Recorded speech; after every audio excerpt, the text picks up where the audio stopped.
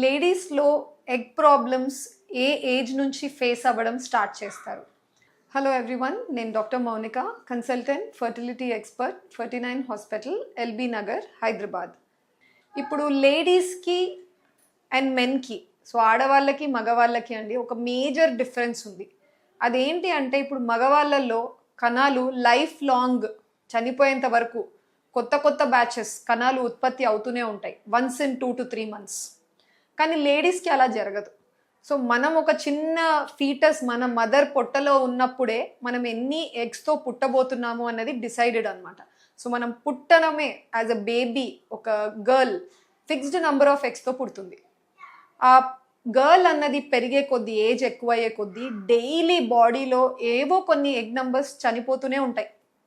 పెద్ద మనిషి అయ్యే టైంకి అరౌండ్ 4 to 5 lakhs, 4 నుంచి 5 లక్షల దాకా గుడ్లు ఉండొచ్చు అప్రాక్సిమేట్లీ. సో పెద్ద మనిషి అయిన తర్వాత తనకి ప్రతి మంత్ పీరియడ్ వస్తూ ఉంటుంది. అందరు ఏమనుకుంటారంటే పీరియడ్ ఒక్కొక్క మంత్లో ఒక ఎగ్ పెరిగి విడుదల అవుతుంది కాబట్టి ఒక ఎగ్గే తగ్గుతుంది బాడీలో అని అనుకుంటారండి. బట్ అలా జరగదు. రోజు గుడ్లు చనిపోతూ ఉంటాయి అన్నమాట. అందుకనే వాళ్ళకి ఏమవుతుందంటే ఏదో ఒక ఏజ్, కొంతమందికి 40 ఏళ్లలో, కొంతమందికి 45-50 మధ్యలో కావచ్చు, ఏదో ఒక టైంకి వాళ్ళకి పీరియడ్స్ ఆగిపోతాయి. అంటే ఓవరీస్లో వాళ్ళ అండాశయాల్లో ఎగ్ నంబర్స్ పూర్తిగా అయిపోయాయి అన్న రోజు వాళ్ళకి పీరియడ్స్ అన్నవి ఆగిపోతూ ఉంటాయి. అది ఒక్కొక్కరిలో ఒకలా జరుగుతుంది. కొంతమంది మంచి గుడ్ల సంఖ్యతో పుట్టుంటారు, సో వాళ్ళకి లేట్ వరకు పీరియడ్స్ అవుతూ ఉంటాయి. కొంతమందికి చాలా తక్కువ గుడ్లతో పుట్టుంటారు, వాళ్ళకి తొందరగా అయిపోతుంటాయి. లేదా జీవిత కాలంలో కొంతమందికి ఏమన్నా ఆపరేషన్స్ జరుగుతాయి. ఓవరీలో ఒక సిస్ట్ వచ్చింది, సిస్ట్ తీసేయాల్సి వచ్చింది. తీసేసేటప్పుడు ఏమవుతుందంటే బ్లీడింగ్ కంట్రోల్ చేయడానికి కొంచెం లేజర్ లేదా కాటరీ పెడతాం. దానివల్ల పక్కనే ఉన్న గుడ్లు కూడా చనిపోతుంటాయి. వాటి వల్ల కూడా మీ రిజర్వ్ తగ్గిపోతూ ఉంటుంది. ఇట్లా ఎన్నో ఇండికేషన్స్ లేదా రీజన్స్ అయి ఉండొచ్చు. న్యాచురల్ సిచ్యువేషన్లో మాట్లాడతాను, excluding the medical scenarios. So ఒక న్యాచురల్ కండిషన్లో ఏజ్ ఆఫ్ ద లేడీ పెరిగే కొద్దీ ఎగ్ నంబర్స్ తగ్గుతూ ఉంటాయి. ఇది ఎవ్వరూ ఆపలేరు, ఈ ఫినామినన్ ఎవ్వరు కూడా ఆపలేరు. కానీ 20 to 30 మధ్యలో best number of eggs, quality బాగుంటుంది, నంబర్ కూడా బెస్ట్ ఉంటుంది. ఈ టైంలో వాళ్ళు ప్రెగ్నెన్సీకి ట్రై చేస్తే మ్యాక్సిమం న్యాచురల్గా ప్రెగ్నెన్సీ వచ్చే అవకాశాలు కూడా ఉంటాయి. కానీ 30 దాటిన తర్వాత ఏమవుతుందంటే గుడ్ల సంఖ్య ఎలా అయితే తగ్గుతూ వస్తుందో 20 to 30 మధ్యలో కూడా తగ్గుతుంది. కానీ 30 తర్వాత కొంచెం ఎక్కువ స్పీడ్తో తగ్గడం స్టార్ట్ అవుతూ ఉంటుంది. క్వాలిటీ ఎలాగో తగ్గుతుంది ఏజ్ ఎక్కువ అయ్యే కొద్దీ. నా 30 తర్వాత నెక్స్ట్ మైల్ స్టోన్ వచ్చేసి ఇంపార్టెంట్ నెంబర్ 35 years.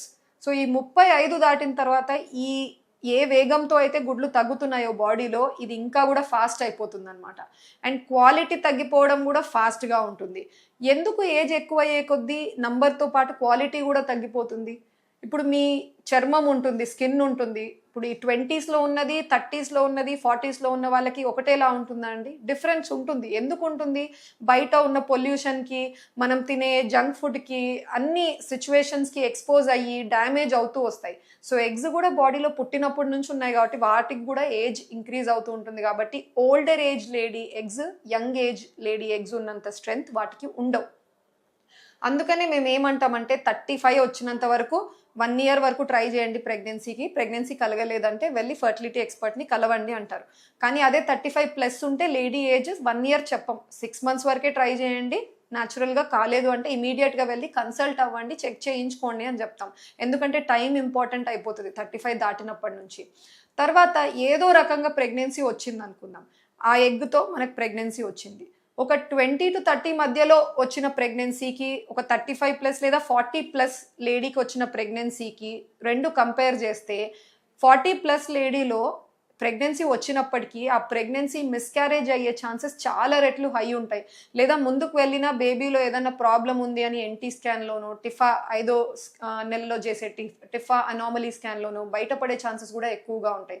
అందుకనే ఓల్డ్ ఏజ్ ఎగ్తో ప్రెగ్నెన్సీ రాదు, ఖచ్చితంగా హెల్తీ ఉండదు అని అనట్లేదు. కానీ రిస్క్ ఫ్యాక్టర్ సిగ్నిఫికెంట్గా యంగర్ ఏజ్ లేడీ కంటే పెద్దవాళ్ళు ఎక్కువ అవుతుంది. సో బెస్ట్ మనం ఏం చేయగలం? యంగ్ ఏజ్లోనే ప్రెగ్నెన్సీ ప్లాన్ చేయడం ఒక ఆప్షన్. కానీ కొన్నిసార్లు అది ఆప్షన్ కాకపోవచ్చు.